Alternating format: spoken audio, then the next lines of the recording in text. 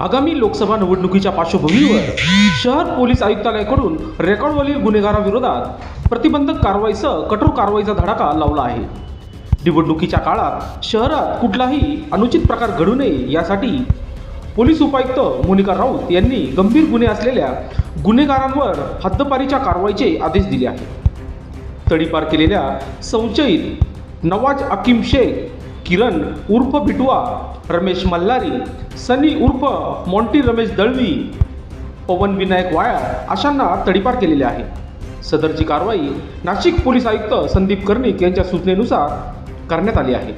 दरम्यान या प्रसंगी लोकशास्त्र न्यूजशी बोलताना पोलीस उपायुक्त मोनिका राऊत यांनी अधिक माहिती दिली। बघूया सविस्तर।